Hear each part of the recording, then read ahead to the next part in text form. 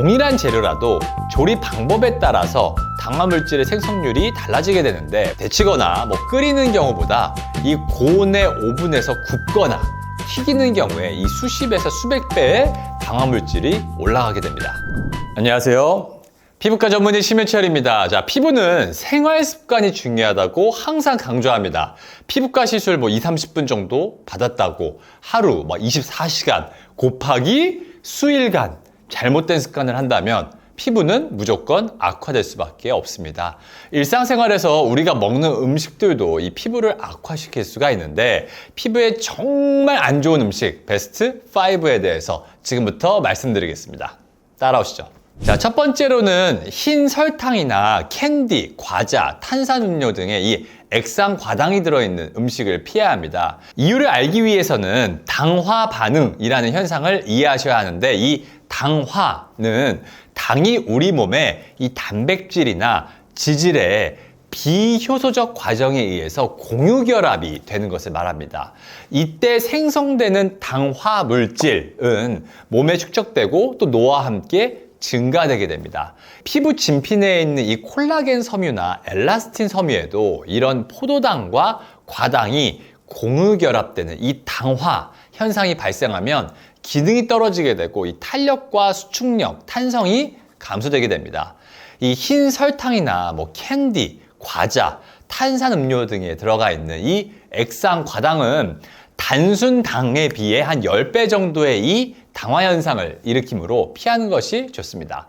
자, 두 번째는 튀기거나 오븐에 구운 음식입니다. 자, 앞에서 말한 이 당화 현상에 의해서 당화 물질이 만들어진다고 말씀드렸었죠. 이런 당화 물질이 많은 물질들은 음식을 통해서도 흡수가 될 수가 있는데, 산화의 스트레스와 함께 이 세포 손상을 일으켜서 노화와 관련된 질환을 유발시킵니다. 당과 단백질, 지방을 한 120도 이상의 온도에서 요리를 하거나 이 낮은 온도로 오랜 시간 동안 요리를 할 때 이러한 당화 물질이 발생을 하는데, 이러한 당화 물질, 우리가 당독소라고도 표현을 하는데, 이것이 고농도로 들어있는 식품에는 도넛, 구운 갈색 빵, 바비큐된 고기, 닭튀김, 콜라 등이 있습니다. 자, 우리가 야식으로 좋아하는 것들이 다 이 당화 물질이 높죠.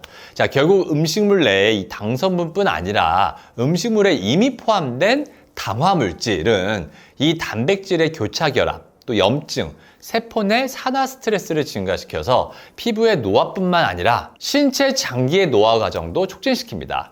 동일한 재료라도 조리 방법에 따라서 당화 물질의 생성률이 달라지게 되는데, 데치거나 끓이는 경우보다 이 고온의 오븐에서 굽거나 튀기는 경우에 이 수십에서 수백 배의 당화 물질이 올라가게 됩니다. 자, 세 번째는 우유 등의 유제품입니다. 자, 피부를 안 좋게 하는 가장 큰 이유는 역시 피지입니다. 피지가 많으면 어렸을 때는 여드름으로 고생해, 좀 커서 20대 정도 되면 또 모공이 넓어서 고생해, 나중에 여드름 흉터로 고생해, 이렇게 됩니다. 자, 우유는 호르몬, 생화학물질, 지방 등 여러 가지로 구성이 되어 있는데, 그 중에 이 지방 성분보다는 각종 호르몬과 카제인 성분이 이 IGF-1 분비를 자극해서 여드름을 악화시킵니다. 자, 무지방, 저지방 우유가 지방이 적은 대신 호르몬과 이 카제인 성분들은 더 농축되어 있어서 오히려 일반 우유보다 여드름을 더 악화시킵니다. 네 번째는 유청 단백질, 웨이 프로테인 파우더입니다.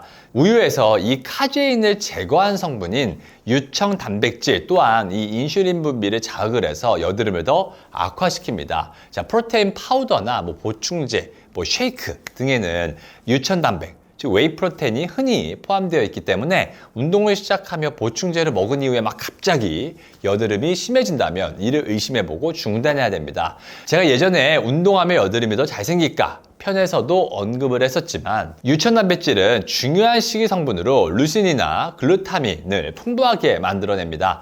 이 아미노산들은 피부 세포를 성장하게 하고 더 빠르게 분화시켜서 여드름 발생에 기여를 합니다. 자, 또한 유청 단백질의 아미노산은 몸이 더 높은 레벨의 인슐린을 생산하도록 자극하는데, 이것이 여드름 발생에 기여를 합니다.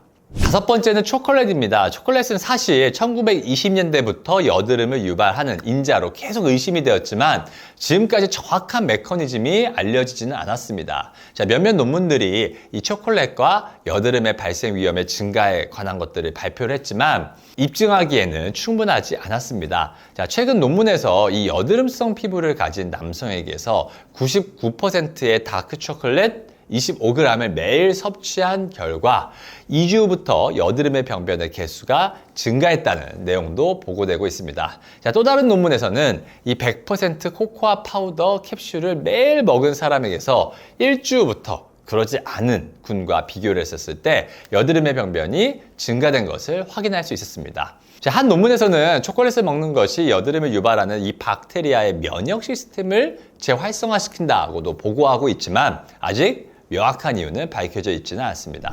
자, 지금까지 피부에 나쁜 음식 5가지에 대해 알아봤습니다. 도움이 되셨기를 바라며 지금까지 덧셀 피부과 대표 원장, 덧셀랩 화장품 대표 심현철이었습니다.